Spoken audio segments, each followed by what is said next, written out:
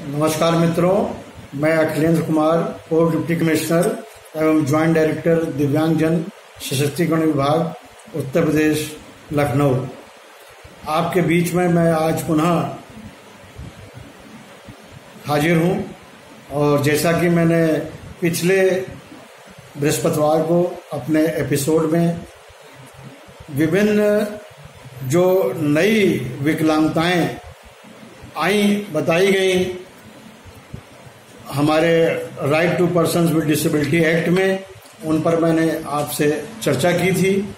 विशेषकर उन नई विकलांगताओं के संबंध में जो चर्चा करने का उद्देश्य था, क्योंकि ये जो नई विकलांगताएं हैं जैसे sickle cell disease, thalassaemia, haemophilia, Parkinson disease, multiple sclerosis और लर्निंग डिसेबिलिटीज, अमूमन आमतौर पर जनमानस को इन नई विकलांगताओं के संबंध में जानकारी नहीं है। तो ये उस दिन मैंने आपसे इन पर चर्चा की थी और आज मैं आपसे शेष जो रह गई थी नई विकलांगताएं, उन पर आज चर्चा मैं करूंगा। तो सबसे पहले मैं मस्कुलर डिस्ट्रॉफी के संबंध में आपसे चर्चा करूंगा कि मस्कुलर डिस्ट्रॉफी जो है वो किस प्रकार की विकलांगता है और ये हमारे right to person with disabilities act में नई विकलांगता के रूप में जोड़ी गई है।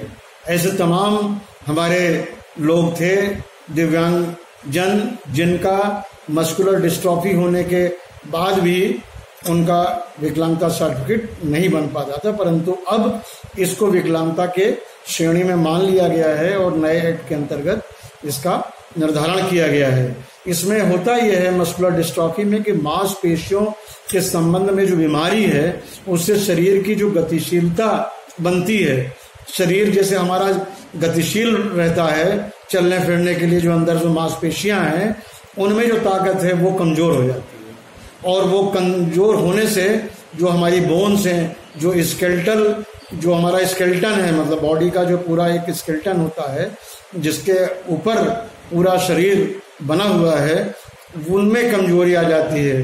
प्रोटीन जो होता है बोन्स में वो कम हो जाता है और उसकी वजह से संतुलन बॉडी का खराब होने लगता है।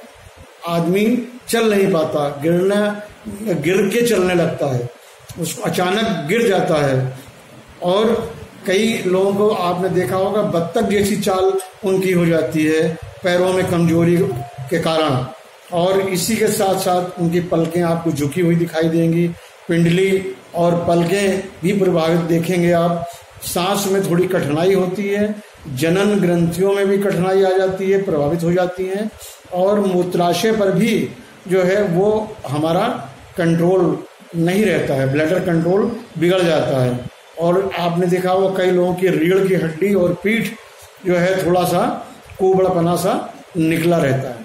तो ये मस्कुलर डिस्ट्रॉफी के जो मुख्य लक्षण थे वो मैंने आपको बताए, और अगर ऐसी चीजें हैं तो हमें वास्तव में चिकित्सीय सलाह लेने के बाद इसका समुचित जो जांच है वो करानी चाहिए और उसके बाद यदि मुख्य चिकित्सा अधिकारी द्वारा इसका परीक्षण किया जाता है और 40% से ऊपर इसकी प्रभाव देखा गया है शरीर में, तो फंक्शनल लॉस देखा गया है, तो आपको एक इसका सर्टिफिकेट डिसेबिलिटी का जारी हो सकता है। इसके लिए सीएमओ का बोर्ड अधिकृत है। दूसरा, एक जो नई disability right to person disability act में नई विकलांगता जोड़ी गई है वो एसिड अटैक विक्टिम्स की जोड़ी गई है। आपने देखा होगा तमाम सारी दुर्घटनाएं और घटनाएं हमारे जनजीवन में समाज में होती रहती हैं। तमाम ऐसी जो है महिलाएं हैं, तमाम ऐसी लड़कियां हैं, कन्याएं हैं जिन पर कुछ लोग किसी कारणवश, चाहे वो उनके प्रेम व्यवहार के कारण हो या उनका जो और कुछ व्यक्तिगत कारण हो, तो उनके आपस में टकराव के कारण वो तेजाब की घटनाएं आपने देखा होगा फेंकने की अक्सर पेपर में भी आती रहती हैं और समाज में ये सुनने को मिलता है कि फला आदमी ने फला लड़की के ऊपर तेजाब फेंक दिया। तेजाब फेंकना जो एक ऐसी चीज थी कि इससे पूरी शरीर की विकृति हो जाती है, आपके चेहरे की विकृति हो जाती है, होंठों की विकृति हो जाती है, नाक, कान, आँख सभी प्रभावित हो जाती है। तेजाब की तीव्रता के कारण कई लोगों की आंखों की रोशनी तक प्रभावित हो गई। तो ये हम जब देखते हैं कि इससे जल जाता है पूरा शरीर, और अगर शरीर जल गया है तो त्वचा सबसे पहले जलती है, और त्वचा जलने के कारण उसमें जो एक संवेदनशीलता होती है, सेंसिटिवनेस होती है, वो सेंसिटिवनेस खत्म हो जाती है। आप अगर कुछ चुभाएंगे तो उसको कुछ पता नहीं चलेगा, सुन्न टाइप का हो जाए। तो हमारा पूरा अगर एक बार शरीर जल गया है एसिड के अटैक के कारण, तो ये जो है लोगों के जो फंक्शनल लॉस बॉडी में हो जाते थे, हाथ पैरों में हो जाते थे, वो अपना सामान्य व्यवहार, सामान्य कार्य नहीं कर पाते थे। तो ऐसी जरूरत पड़ी कि एक्ट में बदलाव के बाद इसको जोड़ा गया और इस विकलांगता को भी लिया गया है। आपने लखनऊ में देखा होगा, हमारा शीरोज एक रेस्टोरेंट गोमती नगर में चलता है, अम्बेडकर पार्क के सामने, लोहिया पार्क के बगल में, जहां पर सभी जो उसमें काम करने वाली लड़कियां हैं सभी एसिड अटैक विक्टिम्स हैं।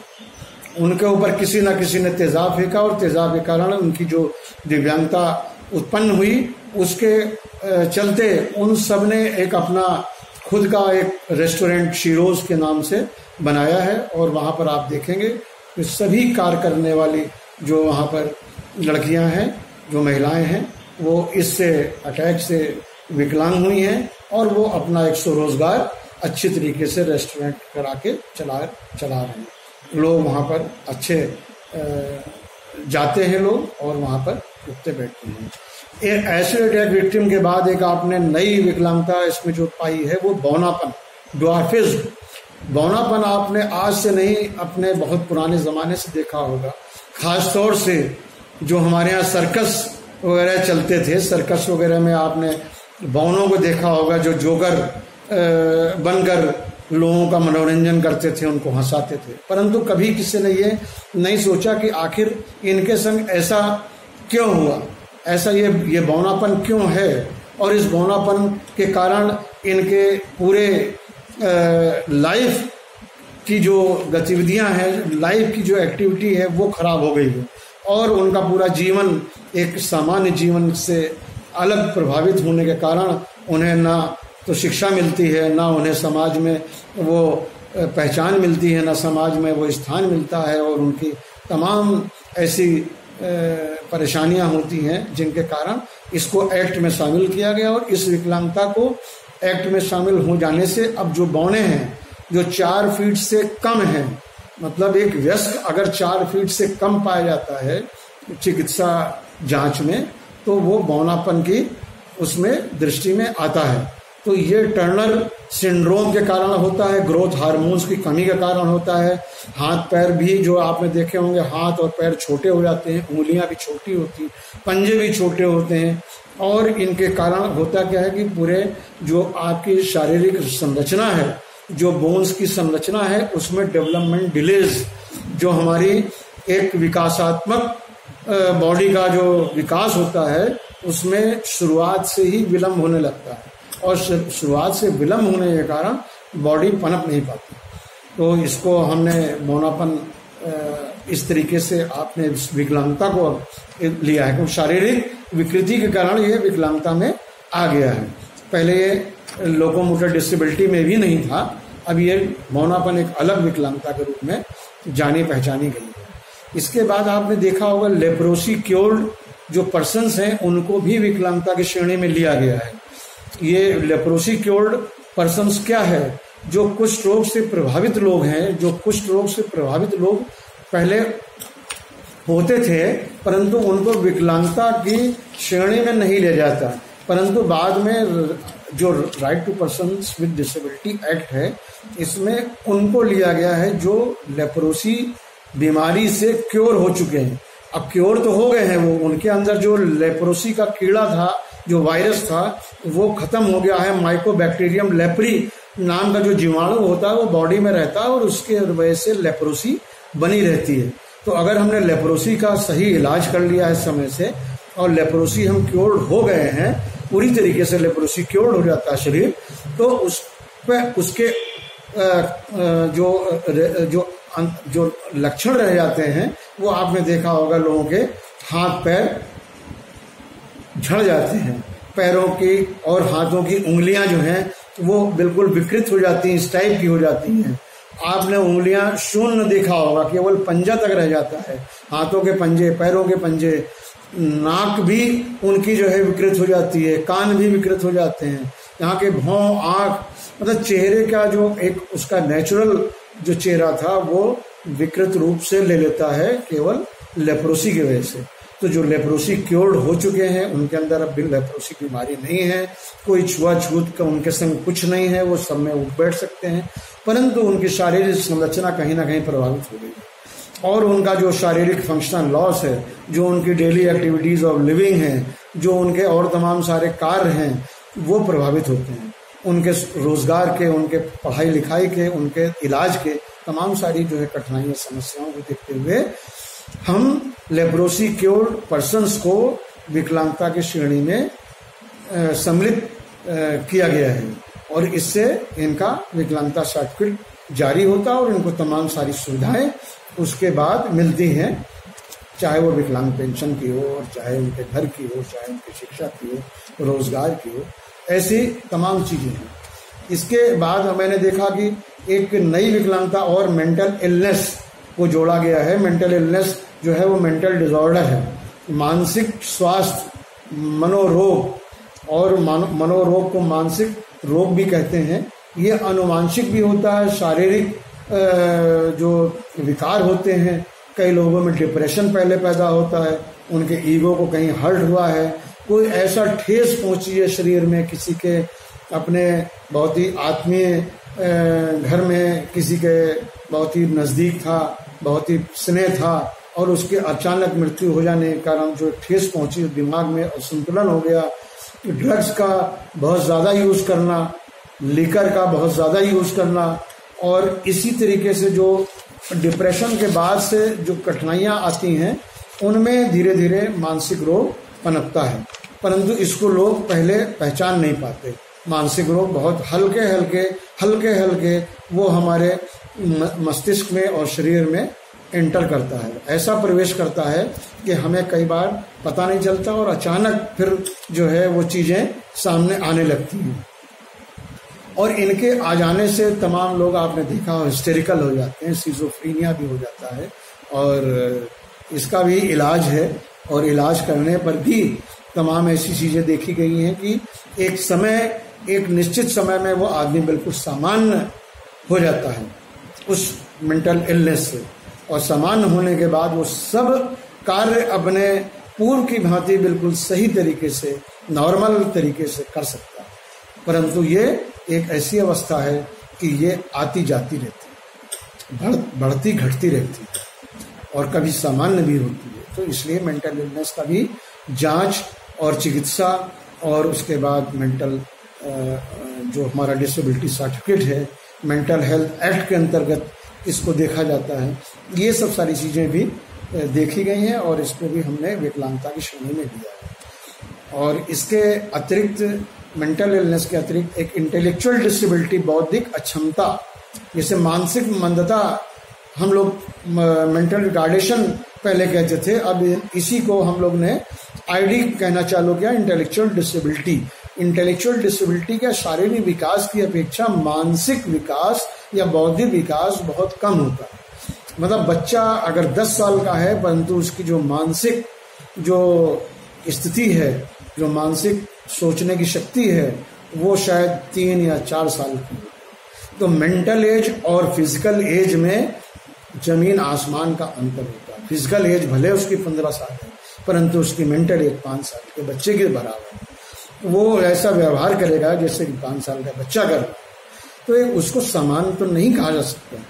और समान जब नहीं होगा तो उसके अंदर जो मंदता पैदा हो रही है, इंटेलेक्चुअल डिसेबिलिटी जो पैदा हो रही है, उससे उसकी कमजोर स्मरण शक्ति हो जाती है। उसके एज ग्रुप के जो बच्चे हैं वो उससे कहीं अधिक तेज हैं, कहीं अधिक पढ़ाई में काम करते हैं, ये नहीं कर पाता बच्चा। इसके कारण जो उसका डेवलपमेंटल डिले होता है बॉडी में, जो विकासात्मक डिले होता है, विलंब होता है, जो माइलस्टोन्स हैं, मतलब कि 3 साल पे इसके अंदर ये विकास होना चाहिए बॉडी में, 5 साल पे ये विकास होना चाहिए, 2.5 साल पे ये विकास, मतलब अलग अलग आयु पर जो विकासात्मक लक्षण देखे गए हैं उनमें विलंब आपको देखने को मिलेगा। और इस विलंब के कारण जो उसकी एक्टिविटीज ऑफ डेली लिविंग है वो प्रभावित हो जाती है। एक्टिविटीज ऑफ डेली लिविंग का आपको मैं उदाहरण देता हूँ। जैसे बच्चा सो के उठता है सुबह, तो सबसे पहले क्या करता है कि पहले वो टॉयलेट जाता है, वॉशरूम जाता है, उसके बाद ब्रश करता है, ब्रश के बाद अपना हाथ मुंह धोता है, बाल वाल बनाता है, कपड़े अपने जो है वो चेंज करता है। तो इन बच्चों में ये सब हैबिट्स, डेली एक्टिविटीज़ और डेली लिविंग की वो प्रभावित हो जाती है। ना तो वो खुद अपना हाथ ब्रश कर सकता है, ना वो अपने बाल बना सकता है, ना वो अपना बटन लगा सकता है, ना कपड़े पहन सकता है, और यहाँ तक कि उसको अपना नाश्ता खाना पीने में भी कठिनाइयाँ पैदा होती हैं। तो उसके संग में उसकी माँ बाप, पेरेंट्स, अभिभावक को ये सब चीज़ें असिस्ट करने के लिए लगना पड़ता है और उसको सिखाने की आवश्यकता है। हम जितना उसको अच्छा सिखाते हैं उतना ही अच्छा वो ग्रेस्प करने लगता है। उसकी फिजियोथेरेपी भी करानी पड़ती है, ऑक्यूपेशनल थेरेपी भी करानी पड़ती है, उसके पोषक आहार भी जो है हमें अच्छे करने पड़ते हैं। तो हमें डॉक्टर से सलाह लेने के बाद फ्रॉम दी वेरी बिगिनिंग इसके लक्षण ऐसे आते क्यों हैं, इसके कारण होते हैं कि प्रेगनेंसी के समय आपने देखा होगा किसी महिला को दुर्घटना हो गई, या उसके पेट में चोट लग गई, या अनावश्यक दवाएं ऐसी दे दी गई तेज जो बच्चे के गर्भ के में जो पल रहा है उसके मस्तिष्क पर आघात पहुंचा। ऑक्सीजन में जो है पैदाइश के समय ऑक्सीजन की कमी हो गई, उसके मस्तिष्क नहीं पहुंच पाया, बच्चा रोया नहीं। आपने देखा होगा अक्सर बच्चा पैदा होने के बाद तुरंत रोता है, और नहीं रोता है तो उसको डॉक्टर्स, नर्सें वो चांटा मार के रुलाती हैं। परंतु अगर उसका रोना नहीं हुआ है तो समझ लीजिए कि उसके अंदर ऑक्सीजन दिमाग में नहीं गई, और एक क्षण भर के ये असावधानी में ही बच्चा जो है हमेशा के लिए मानसिक मंदित या इंटेलेक्चुअल डिसेबिलिटी से प्रभावित हो जाता है। और डाउन सिंड्रोम, रुबेला के कारण और हाइड्रोसिफेलिस, ये सब चीज़ें होती हैं। तो ये मैं ये इतनी आपको जो है आज की मैं ये दिव्यांगताएं जो नई थी वो बताई मैंने आपको। इसके बाद ऑटिज्म स्पेक्ट्रम डिसऑर्डर जो स्वप्राणता है, स्वलीनता है, इसके संबंध में, सेरेब्रल पॉलिसी के संबंध में मैं अगले चरण में, अगले एपिसोड में पुनः आपके बीच में आऊँगा। अगले बृहस्पतिवार को इसके बारे में बताऊँगा। और यूडीआईडी के बारे में बहुत सारे लोग जानने के इच्छुक हैं, उसको बनवाने में क्या परेशानी और क्या कठिनाई, और उसके लागू करने में क्या परेशानी है, वो मैं आपके अगले एपिसोड में चर्चा करूँगा। धन्यवाद। जय हिंद, जय भारत।